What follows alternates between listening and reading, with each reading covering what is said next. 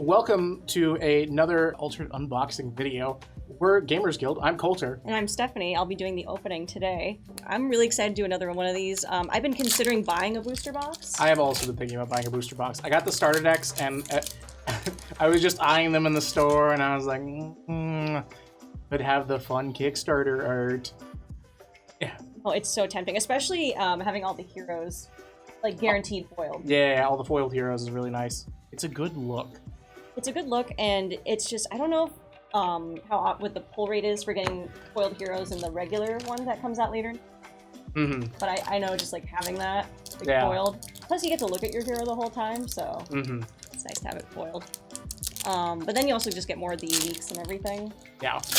I'm not that great on strategy, so I feel like having uniques makes it a little easier to strategize. Uniques does definitely make it a little easier to strategize.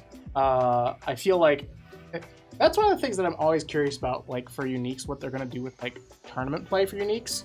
Because their whole thing is that they're supposed to be one of a kind. And it feels like, I feel like the only way to do that fairly in, like, tournament play is not have them for, like, tournaments. But obviously, that's part of the fun. Yeah, that's part of the fun. That's one of the main selling points. So I'm curious what they're going to do about that to kind of smooth that over, make that balance. But, you know, what do I know? I don't design big card games like this, so. I thought you made Altered. Oh, yeah. You lied to me.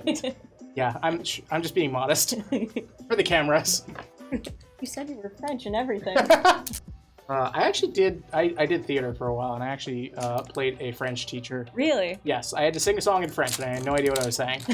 How long did it take you to learn the song? A while. Pretty much all of our production prep time. It took a while, and I think I did okay, but there were no French people in the audience to confirm that for me, so did not have any French speakers around in, you know, the middle of Arizona, but I would imagine there was mixed feelings of like, okay, I don't have to worry about disappointing anybody, but why am I doing this, you know? There's no French people to impress. Yeah, there's no French people to impress. No one's going to understand what I'm saying. But I'm sure someone got a kick out of it. My performance was good, so. That is one thing. I have considered going back to theater. Really? Yes. Honestly, Altered has made me think about doing that a little more. Why Altered specifically? Well, because a lot of the characters I see, like particularly the Lyra characters, like Auroch and Kibble, I'm just like, costumes are just so fun to be in and prancing around on stage. It's just a good time. It feels very rewarding also being part of that, but also it's so much time. It is a huge time investment. It is all your evenings for however many weeks until the show opens up, so. And is that just doing rehearsals, you mean? Or that's just rehearsal time, yeah. Well, that's the thing, because you got to memorize literally everything you're saying and not forget it once, which is difficult at times. What's your favorite character you've ever done? Bottom the Weaver from Shakespeare's Midsummer Night's Dream. Why? Because for all you Shakespeareans in the audience out there, that's kind of like the bog standard. Like everyone likes Midsummer Night's Dream, but it's my favorite show of his. It's just fun, and Bottom is he's the one who gets a donkey head in the middle of the show, and he's a very fun, oblivious character. It's a type of character who very intentionally always uses like the wrong word like once per sentence. Oh, I love those. Which. It's funny because that's now. Oh, what? A unique and a foiler. Oh! So we could definitely foil this if we wanted to. Very nice.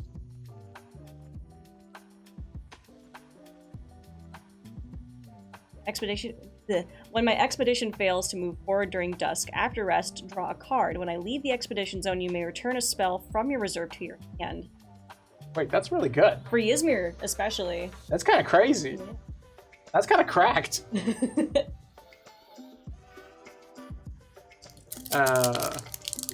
What was I saying? But it's actually interesting because like that type of character, I feel like is far less prevalent now. Just because I think people with the amount of new words we make up, I think people don't even notice that anymore. It doesn't even clock for them. Someone used the wrong word and we're just like, yeah, brother, preach it. But they're very fun. And that's the thing with Shakespeare. It's all very, very precise wordplay in a version of English that not many people understand anymore. What was that retelling of Romeo and Juliet where it was like in the 90s or early 2000s where everything was like modern? Oh, yeah, the one where they had the gun. Wait, are you talking about West Side Story? I think I'm talking about West Side Oh, okay. Story. I thought you were talking about the movie Romeo plus Juliet, which was a different one. But yeah, West Side Story is a retelling of that. But yeah, Shakespeare's been a very, very influential in like obviously theater, but also in like film and stuff. Because like for instance, I don't know, you know, who he is, Kurosawa, who's the one of the first big like Japanese filmmakers. Which one was it? I think he did 2 of his movies. I might be wrong on that. I think 2 of his movies were based off of Shakespeare's plays. Like I know Ran was based off of Macbeth. Maybe it was just the one. I can't remember the other one. But anyway, it's been very influential, and they're just very well told stories. And I know a lot of people just don't like Shakespeare because, you know, there is that kind of language barrier getting into it. But genuinely, I think a lot of people think of Shakespeare as kind of this sort of, you know, haughty, like kind of, you know, almost upper class kind of thing. But the shows, once you understand them, you understand that he takes all the lowest blows and all the dirtiest jokes throughout the entire thing. It was very much a show made for the masses. It's just the masses no longer understand the language. Right. Yeah, I've seen different breakdowns of Shakespeare where when I'm listening to just like the whole thing, I have no idea what's going on. But then when someone like dumbs it down for me and gives me the cliff notes, I'm like, oh, that's great. Yeah. And they're really good stories. I actually saw, I had some of my friends from theater recently did a comedy retelling of Macbeth in 30 minutes, so that was a fun time. How long is Macbeth normally? Oh, 2+ hours easily. They were really powered through it. That's great. Did it feel like they were rushing through it, like kind of speedrunning Macbeth? Oh yeah, definitely. But it was also meant to be a comedy, so it worked out. I don't know what this says about me, but I was doing chores, and whenever I do chores, I like to just have like a video running on. Oh yeah. Like, listen to, kind of half watch, and you could do that with this video now. So, what is it? Boys and Girls Club, I guess, does plays, and they had done Willy Wonka and the Chocolate Factory. Oh yeah. They had their AM showing and their PM showing uploaded at the same time on YouTube. And I thought it would be funny to watch both at the same time to see who finished the play first. And it was the most surreal experience because they were off by like half a second. There was like a half-second delay between the two of them. But then when a song would come on, it would somehow like sync up again. Head-to-head Wonka. Oh my gosh. I used to have, let's see, we actually did Willy Wonka at one point. Oh, what character were you? That one I only worked backstage on because that was when I was working for Children's Theater. But we had a lot of fun with set building because we were on shoestring budget, of course, like most community theaters are. And so what we did was we got a set of wheels and we got like 4 big panels. And we set up a big thing in the middle that was just every single backdrop, and we rotated between it. We had the stagehands come out and rotate it, and like, you know, it was the TV that sucks up that one kid. So there's a little like curtain and he jumps inside of it. And then, you know, we switched it around, and it was just, it was a fun time. I actually really enjoy set building. It's fun to get around all those sort of things. I also recently saw there was if you need any theater recommendations for Arizona, I am just full of them. But recently down at Mesa Community College, they did, what was it called? It was like She Fights Monsters, and it was specifically it was a D&D play. And I loved seeing, I had a friend who did a lot of the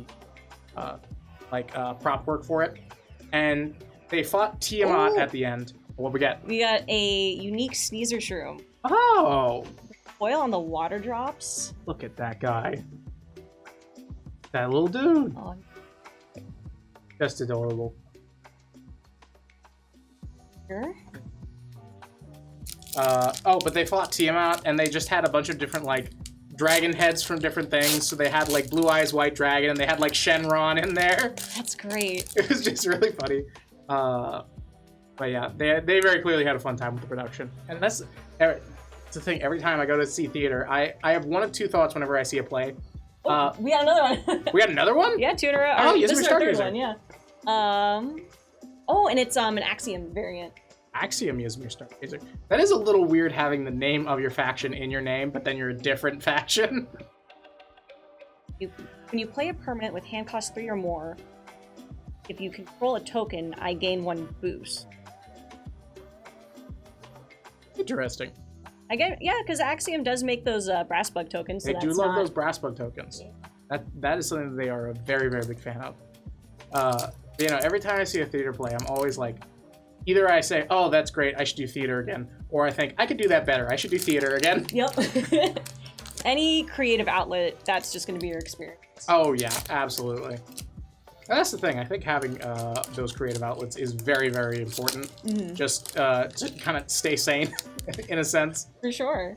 Theater used to be my outlet. It is no longer. Now I also do other writings and also playing games like this, like Altered.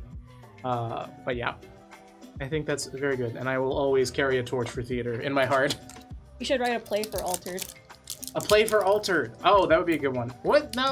Let's see. I need to know some of the lore about it going in, but let's see. Because their whole thing is, it's like the tumult.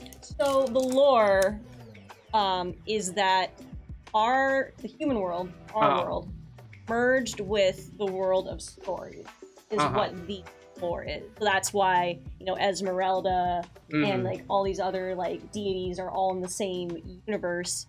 And it's called Altered because the heroes are able to alter reality. So Kojo is a I have him anywhere? No, I don't have him anywhere. But Kojo is a parkour racer. He's one of the tracers, right? Yeah, he's a tracer. Yeah. I forget what I think they call them alt runners in the game. Oh, okay. And what that means is he'll be parkouring and then he can just generate like landscapes for him to jump on. That's probably useful. Yeah. That's the main concept of the story. And the whole thing is that the tumult is what causes all the alterations to happen, and it's getting more and more unstable. So they're out. Oh, another unique. Whoa! Yeah! Quetzalcoatl. Whipping through them. So they're out exploring to find a way to get the tumult under control so everything's more... Gotcha. Yeah. So I think you can do a play with that, but I think it might look similar to another piece of media. Oh, yeah? Because thinking, you know, it's all like, you know, Storyland, they bring all these characters. I think you'd kind of just end up with something looking like Shrek. Oh my God! Which, I was about to say, Shrek, phenomenal piece of media, and has spawned some great other works, like the Puss in Boots movie. But I do think if you were to make an Altered play, you'd end up with something looking like Shrek. You are so right. Equinox, Muna Shrek, please. Can we hey, can we get Shrek in the game, please? Oh no, Shrek Hero. Shrek the Muna Hero with Donkey as his Shrek and Donkey as a Muna Hero. Anchored, because he wants to stay in his swamp. He wants to stay in his swamp, yeah. That is an interesting thing. I was thinking about that. Because, like, you have a bunch of, like, characters. Because, obviously, they take them from a bunch of, like, different fictions. Yeah. And they take from, like, literary fiction. They take from mythological fiction. But one space that they probably can't get into at the moment is, like, movies and stuff. Although there are certain ones that are, like, I think public domain. Yeah. Like, if you get into, like, some of the stuff with, like, some of the old, like, Universal, like, monsters, like the Wolfman. Actually, do they have a werewolf in Altered? Not yet, to my knowledge. Okay. Because that's something where you can kind of just do whatever you want with it. Werewolves are very... They're incredibly inconsistent in their lore, so you can kind of just do whatever. I have a question for you. Yeah. What faction would Shakespeare be in? It would have to be the Lyra faction. Yeah, That's kind of the storyteller, kind of like artist faction. I feel like Shakespeare's got to be in there. I was supposed to, yeah, they called him the Bard, and they're all about their bards and stuff, so... I think Shakespeare would be Lyra. Shrek would be Muna. Let's see. I think we could come out with our own line of heroes here, Steph. Oh, we absolutely could. Let's see. Who's our Ysmir kind of slot in for our hero companion duo? Just from like any media? From any media, like ever. Ysmir is all about like the fortune telling and everything, and the spiritual nature of it. So like, Oh? Oh, You had a thought. I saw it on your face. It's a dumb thought. What? Not a character, but just like typical like crystal mom. I don't know what her companion would be. The crystals, obviously. She's got like a little spider up them. Right. There's got to be like an actual like character that would be fun to do. Well, let's see. Ysmir's all kind of like, let's see, they're fortune telling, they're kind of like magic. You know, I don't think they've expressly done anything with like, you know, the dead or the occult in that kind of sense. Ooh, yeah. But if they did, they could have Casper as a hero. You know, Casper the Friendly Ghost. And then his companion, doesn't he have like a little human girlfriend? He does, and that's his companion, yeah. Yeah, that would work out perfect. Let's see. Okay, so that's Ysmir. We got Shakespeare and Lyra. We've got Shrek and Muna.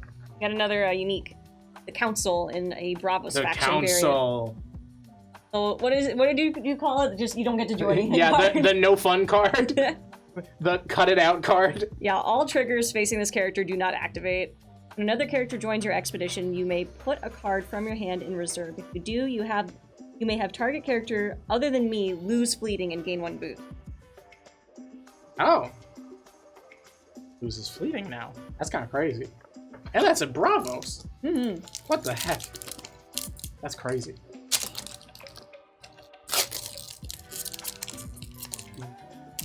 There you go. Who would be Bravos? Bravos is all about kind of like freedom, sprinting around, jocks. Sonic the Hedgehog. Sonic the Hedgehog, yeah. For going fast. Controversial opinion. Sonic the Hedgehog's already in this game. Yeah? Kojo, like, oh yeah, is very Sonic coded. Very Sonic coded. And then you could even argue that Buddha is Tails coded. Yeah, perfect. My humble opinion. Does got the blue hair. So let's see. That's our Bravos. Axiom. Axiom's all about machines. They're all about the building. Oh, They're about Fred from Scooby-Doo. Oh, Fred from Scooby-Doo, yeah. And his traps and his van. Yeah, and his van's the companion. He's trying to meet back up with the mystery machine. Oh, that's too good. Okay, so let's see. That's Muna, Lyra. Oh, Ortis. Ooh, that's gonna be trickier. Ortis is a little trickier. That's all about keeping order, civilization. We live in a society. We live in a society, and you know who really enforces society? RoboCop. I don't hate it. We have RoboCop and Ortis. Let's see. Wait, is that all the factions? Let's see. Bravos, Lyra, Muna, Ortis, Ysmir, Axiom. That's 6. My fingers have held true. I have counted successfully.